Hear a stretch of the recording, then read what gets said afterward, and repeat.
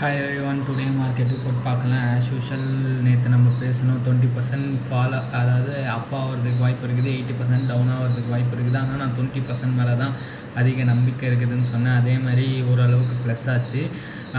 Mid of the டேலாம் பார்த்தீங்கன்னா 23,500 வரைக்கும் போச்சு. பட் இருந்தாலும் க்ளோசிங் அப்போ செல்லிங் ப்ரெஷர் வந்து இதுவாச்சு. இந்த ரேலி சஸ்டெயின் ஆகுமா அப்படின்னு கேட்டால் என்னை பொறுத்த வரைக்கும் டவுட்டு தான். ஏன்னா நேற்று வந்து பார்த்திங்கன்னு வச்சுக்கிங்களேன், ஃபுல்லாக மார்க்கெட் வந்து ஏறினதுக்கு முக்கிய காரணம் ஒன்று ஷார்ட் கவரிங் லைட்டாக. ஏன்னா இப்போல்லாம் பார்த்திங்கன்னா எல்லாருமே வந்து மார்க்கெட் டவுன் ஆகும்னு சொல்லி அதுக்காக பிட்டிங் பண்ணியிருப்பாங்க. சப்போஸ் டக்குன்ட்டு இப்போ லைட்டாக ஏறிச்சினாலும் அந்த ஃபியர்னால ஷார்ட் செல்லிங் பண்ணுவாங்க. ஸோ அவங்களுக்கு வந்து மார்க்கெட் வந்து எட்ஜிங் பர்பஸ்க்காக அந்த மாதிரி பண்ணுவாங்க. ஸோ அந்த மாதிரி பண்ணுறதுனால மார்க்கெட் வந்து டக்குன்னு ஷூட் அப் ஆகிருக்கும். ரெண்டாவது பார்த்திங்கன்னா எஃப்ஐஎஸ் நேற்று வந்து 12,500 கோடிக்கு வந்து ஸ்டாக்ஸ் வாங்கியிருக்கிறாங்க. அதுவும் பார்த்திங்கன்னா இண்டெக்ஸ் ஹெவி வெயிட்டை மட்டும் டார்கெட் பண்ணி வாங்கியிருக்கிறாங்க. அதனால தான் நேற்று வந்து அப்பாச்சு.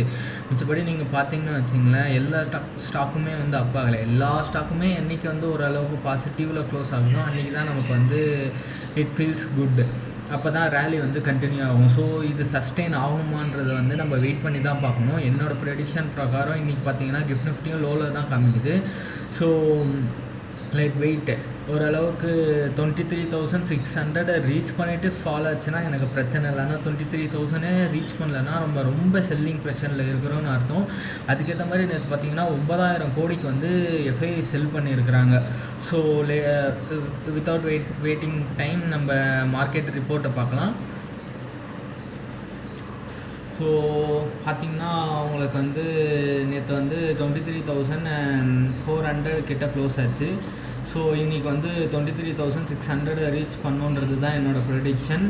இன்கேஸ் செல்லிங் ப்ரெஷர் வந்துச்சுன்னா 23,000 வந்து பிரேக் ஆகாமல் பார்த்துக்கிறது தான் வந்து நம்மளோட தாரக மந்திரமாக இருக்கணும். டிஐஎஸ் வந்து அதை கண்டிப்பாக பார்த்துப்பாங்க. 23,000க்கு கீழே வந்து போகாது, அதுக்கு மட்டும் சான்ஸே இல்லை. ஸோ இதெல்லாம் bank Nifty and சென்செக்ஸோட data.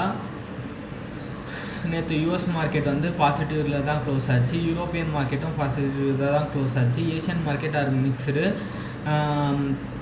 Crude oil price வந்து சஸ்டெயின் பண்ண ஆரம்பிச்சிச்சு.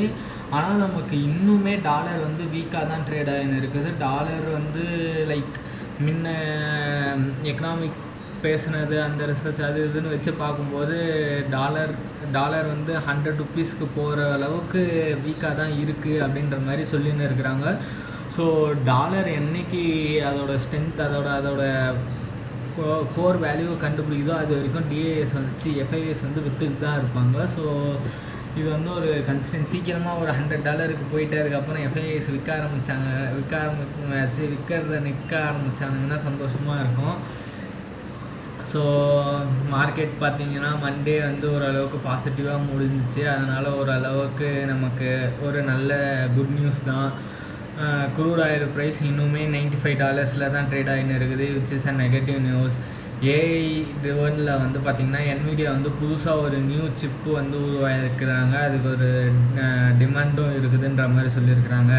ரியல் எஸ்டேட் இண்டெக்ஸ் வந்து கடந்த ஒரு மாதத்தில் மட்டுமே 18% கீழே விழுந்திருக்குது. இதுக்கான காரணங்கள்லாம் என்னென்னு பார்த்தீங்கன்னா, இன்ட்ரெஸ்ட் ரேட் அதிகமாகிட்டாங்கன்னா ரியல் எஸ்டேட்டில் யாருமே வந்து வாங்க மாட்டாங்கன்ற மாதிரி ஒரு சில இதுலாம் கீ கன்ஸ்டன்ஸ்லாம் சொல்கிறாங்க. அதுவும் இல்லாமல் எப்போவுமே பார்த்திங்கன்னா ரியல் எஸ்டேட் எப்போ பூம் ஆகும்னா ஸ்டாக் மார்க்கெட் வந்து ஒரு 30% 20% ரேலி ஆகிட்ட பிறகு தான் ரியல் எஸ்டேட் பூம் ஆகும். ஆனால் இப்போ வந்து லாஸ்ட்டு 2 இயர்ஸாக பார்த்திங்கன்னா நிஃப்டி வந்து 0% தான் இப்போ ப்ராஃபிட் கொடுத்துருக்குது. ஸோ இங்கே ரியல் எஸ்டேட் பூம் ஆகிறதுக்கான சான்சஸே இல்லை. ஸோ அதனால் பார்த்திங்கன்னா ரியல் எஸ்டேட் இண்டெக்ஸ் மேலே நமக்கு கொஞ்சம் ஹெவியான ப்ரெஷர் இருக்குது. நெக்ஸ்ட்டு ஐடிபி பேங்க் வந்து ஒரே நாளில் 16% வந்து விழுந்தது. இதுக்கு காரணம் என்னென்னா கவர்மெண்ட் வந்து அவங்களோட செல்லிங் பிளானை வந்து வித்ட்ரால் பண்ணுறன்ற மாதிரி சொல்லியிருக்கிறாங்க.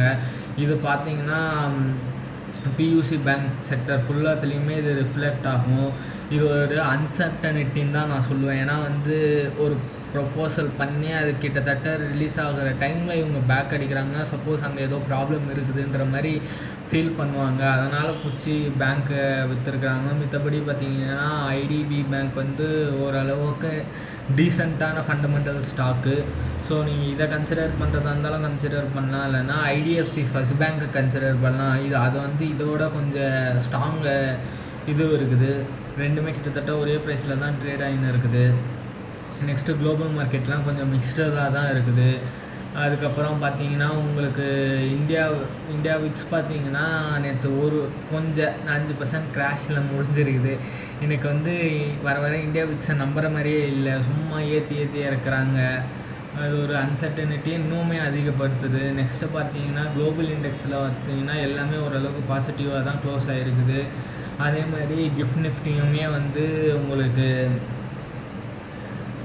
கிஃப்ட் நிஃப்டி பார்த்திங்கன்னா உங்களுக்கு நெகட்டிவ் ஓப்பனிங் அதை டினோட் பண்ணுது. ஸோ வெயிட் பண்ணி பார்ப்போம். பட் இன்றைக்கி க்ளோசிங் வந்து ஹையராக இருக்கணும்னு சொல்லி எக்ஸ்பெக்ட் பண்ணுறோம். அதர் தென் தட் அவ்வளோதான். ஸோ தேங்க்யூ ஃபார் வாட்சிங் வீடியோ.